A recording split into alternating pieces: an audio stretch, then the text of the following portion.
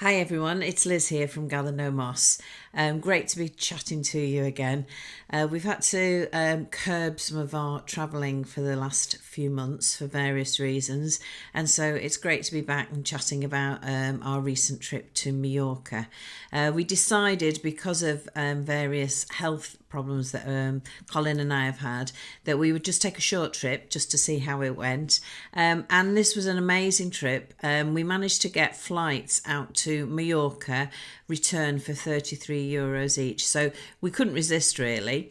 Booked ourselves into a nice hotel, and I'm excited to show you what we managed to do in 4 days. We travelled all around Palma, the capital of Mallorca, and stayed there and had a great look round there. It's full of lots of wonderful buildings, cathedrals, old parts, new parts. It's really interesting. And we went on a hop-on, hop-off bus, which was a great experience. And also we took a train journey up to the north of Mallorca, a place called Soller, and they have a tram there that takes you down to the coast. So I'm able to show you lots of different videos from all of that travelling and recommend some great places to go. And if you want to take a short trip, I'd strongly recommend that a few days in Mallorca, or in the capital of Mallorca in Palma, is an ideal thing to do. So watch, and I hope you enjoy. So we've arrived at our hotel. We wanted a nice traditional hotel in the old town this time. So it's called the Hotel Born. And we're just about to go up and see the bedroom. But so far, so good. It's got a really nice feel, and I have to say, an absolutely gorgeous smell. Apparently they do an in-house scent. So I'm going to find out about that. And this is our room. Oh my goodness. Look at this. Oh, coffee machine. So Colin's very happy about that. Yeah. So on our first full day in Palma, we decided the best way to have a little look round the city, rather than walking around and around with Colin in his sore hip, me and my sore knee, we thought we'd get on the hop-on, hop-off bus. Now this is relatively easy to book this bus. You can book this through a company called Head Out Bookings. Get the app on your phone, and they send down a QR code, so it's very easy to book. I will include all the details. But the bus was brilliant. It had about 16 stops, and it took us all round the inner city. This area here that you can see is the main square area, and it has lots of stalls selling flowers. It really is a very pretty area. It's a long old road, so it would have taken a good old while to walk along there, but you can really take in the atmosphere of the city of Palma. Obviously you get to see the beautiful cathedral there, and you go round virtually all round the cathedral, around the outskirts of it, so you do get some great views and some great picture opportunities. It was eventually starting to get quite windy. We were on the very back of the top of the bus, and it did start to get a little bit windier, particularly as we started climbing. They took us both down to the port and so we could have a look at the boats in the port, and then they climbed up a very steep road and up to the very top so that we could see the castle. There was stops there for people to get off and go around the castle and have a look there. All stops all around the city at very interesting places. The market had a stop as well if you want to go down to the market. We saw all the cruise ships that were in the harbour area as well, and they took us actually around the area that the cruise ships are moored in, so you got a very good close-up view of that. This is the castle that's right at the top of the hill, and you could get off and go into the castle. I think it was about €18 to go in. We decided to stay on actually and just enjoy the views, but the views of the whole city were absolutely amazing from this stop off here. We really got some great photos, and you could see just how big Palma actually is. So really well worth seeing. Are you having a nice time, Colin? I'm having a great time now we've stopped. Not being... It's lovely and sunny, but there's a sort of -10 wind chill factor coming off the med. There's people coming off those cruise ships with duffel coats on. And what about the music that's going on in here? This is a top tune. So after Colin's little bit of amusement there, and he was over-exaggerating as he always does about the wind, it wasn't that bad. They drove us along the harbour and port area. Now this was amazing to see. I mean, the size of the cruise ships, the number of sailing boats in here. There's lots of lovely restaurants. There is like a paseo, so you can do this walk again. It's a very long street. And on the other side of the road, there was the windmills that we passed, and the ancient wall that surrounds the city. There's not a great deal of wall left, but there is some wall there. There was loads of very interesting buildings. This is more of a residential area that we went through, and this was on our way from the castle area. And then we came up to a great big shopping mall. Now this shopping mall does have a stop from the bus as well, so if you want to do any shopping and get some bargains, this is the place to go. It really did have all the main shops. Porto P, I think it was called, if I pronounced that right. But really loads of places to go shopping there. They've even still got a Toys R Us in there. And then there's quite a bit of work going on still on the roads, really, because of the harbour and extending different areas. So we were redirected a little bit, but this is the main wall here, and this area here is really nice in the evening to go for a walk. We did walk along here. They light it up really well, and it really does look quite stunning. You can see the cathedral as well in the distance. And you do tend to get a little bit nearer just towards the end of the trip.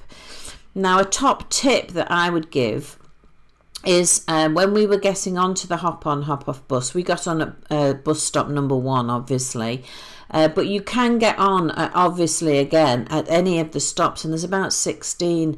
Now, stop 16 is around this area here that we're coming to towards the end, near the bottom of the cathedral. And we found that it was much easier to get on at stop 16 and get your ticket checked there, because the queues at stop 1 were really, really quite long. So I would say to avoid any queues, go to the last stop, which is stop 16, rather than stop number 1. And there's the magnificent cathedral again. It really is quite stunning, and you get great views off this bus. And because we were on the top, we could see it really, really well. And that is just amazing. It's really beautiful sight. One of the things Colin and I love doing is travelling by train, and actually when we're looking at places to go, if there is a train journey to be done, that does slightly influence our choices on where we go. So we decided to take this train up to Soyer and experience going on an old wooden train. It was such a fantastic trip. There's definitely some handy hints that I'd like to give you about this. But once you get into the town of Soyer, you then can hop on a tram, and that is an old wooden tram, and that takes you right down to the port there. And a lot of people were going, and they were going to spend the day in the port, have some lunch, and then get the tram back. You don't need to book the tram, but I would advise you to book the train. And again, in the description, I will give you all of the information on how you book those things and the best apps to download to do your bookings. So this is the station. You're looking for the Soyer station, not the normal station. And these are the trains that are going to be travelling. They're a wooden style of old-fashioned train, and they're the ones you're going to be going on, which are really brilliant to see. So this is the actual station. Now, a little handy advice here and a top tip would be to book your train beforehand. I'll include all the details because they get full very, very quickly, and there's lots and lots of queues to get on the trains. If you're going out to Soyer, try and sit on the right hand side, and when you're coming back, sit on the left hand side. But as you can see, the scenery is just absolutely amazing. It's green, it's lush.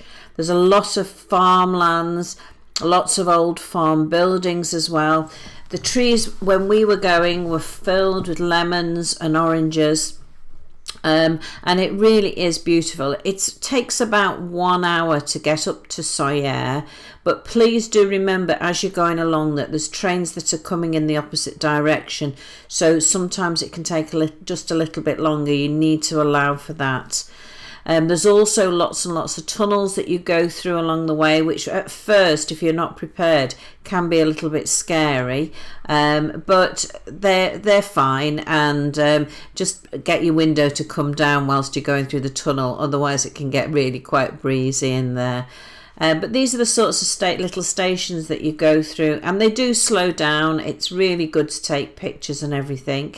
And then when you come out of the longest tunnel, there's a fantastic view and stopping point just outside the longest tunnel. So I'm going to show you that in a minute. So this is like one of the tunnels, and you can see here is the viewpoint. And this is looking down onto the town of Soyer. It really is much bigger than I'd expected, but fantastic views, and the mountains that are surrounding it are just really quite unbelievable. We saw loads and loads of cyclists there. They're cycling along all the mountain roads, and that was good to see. And that's in the distance, the town of Soyer. But so pretty, and lots of people come for a day, but some people go overnight or perhaps a couple of days. This is the train, and when you get off you can go down the steps here, and that leads down into the town of Soler, and it's from that area there just to the right hand side where you start queuing to get the tram if you want to go down to the seaside area. That tram journey takes maybe half an hour, something like that, so build that into your time schedule. This is the view and the train. It really is a lovely day or a couple of days out. Lots going on, lots to see. I would say fairly commercialised. Prices are okay though. We had a couple of drinks, wine and a beer, and a plate of battered squid to share, calamari, and that was nice, and that just came to round about €15, so a little bit more expensive than we would pay back home in Spain, but probably Mallorca prices.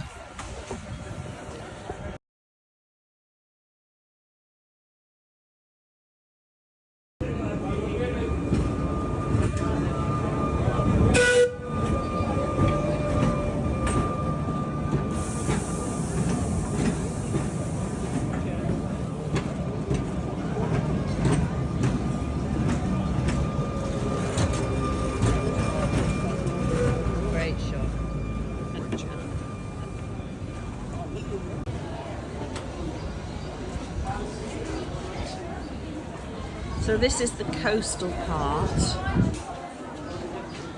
and we've all just come along in the tram here. This is the tram. We're just waiting to get back now, and I'll show you some of the beach.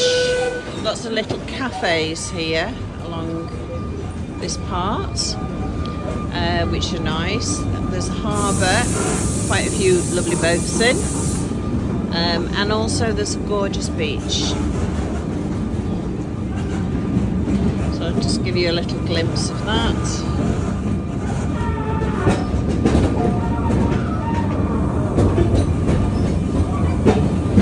Future Harbour. Some of the cafes along the front here. You can get lunch. You don't have to necessarily go back on the same tram.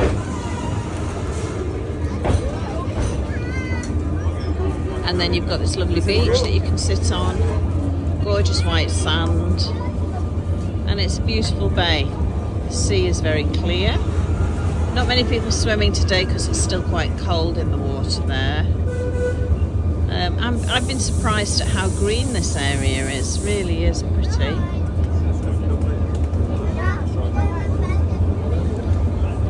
Plenty to see, plenty to do. And this is a real novelty, being on a tram. On the other side of the road, you've got quite a few apartments. If you want to stay down here, you can stay for a night. I believe there's quite a few Airbnbs. That's a great big apartment block there.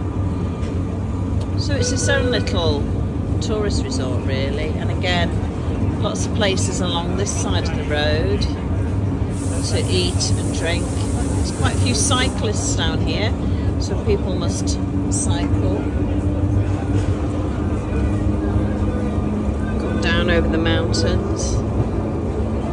As you can see, really lovely properties in the hills at the top there.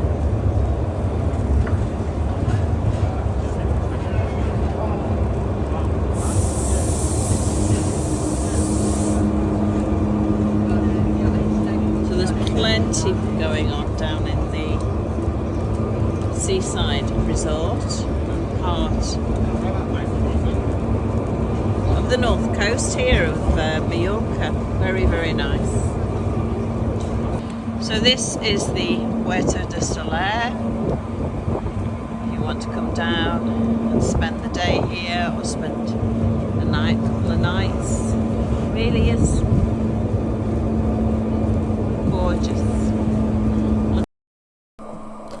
So as we leave the port and go back into the town here, I just wanted to remind you that you should allow extra time if you're taking the tram down to the port side, because it says half an hour down there and half an hour back, but again, sometimes there might be delays because there's trams on the lines coming in the opposite direction, and also obviously because of all the queues that you might find. This was quite an empty tram coming back for us, but we'd only had a short time down in the port. We didn't stay very long. So the trams that are going down around about 11 o'clock in the morning and coming back, say about 6 or 7 o'clock in the evening, they tend to get really, really busy. So just to be very aware of that. This is a really popular little tourist area. I was quite amazed actually at the number of people that were both in the town and down in the port. So just allow extra time in case you get tied up with the queues and the stops with the trams and the trains on the whole journey. So that little tram there is actually an information bureau. So if you want to get any information about how things work in Soler. And this is the tram coming up here now. And that's the group of people hoping to get on the tram. So be prepared for a busy old tram. The entrance here for the station. So Colin's actually waving at the gate. Hang on. You can see him there. And that's where you go to get your train back down into Palma. So this is the entrance for the train station that takes you back down into Palma. So this is where you go through, and you should have booked your ticket before you get on it really. Sometimes they've got spaces, but I wouldn't take the gamble really. And there we go, that's the train into Palma, and you head up the steps here. Okay.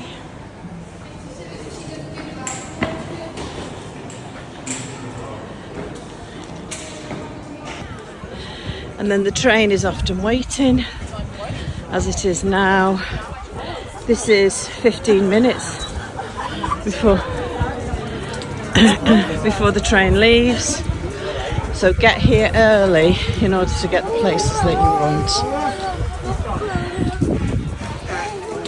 So eating out, we actually decided that we had breakfast in the hotel every morning, and then had a little snack during the day as we were wherever we were and wherever we were walking, maybe a couple of tapas or something like that. But in the evenings, I did quite a bit of research actually. Colin didn't do too much. But evening meals, we wanted to experience a little bit of the good things that Mallorca had to offer for the food. And there are some amazing, beautiful restaurants in Palma in particular.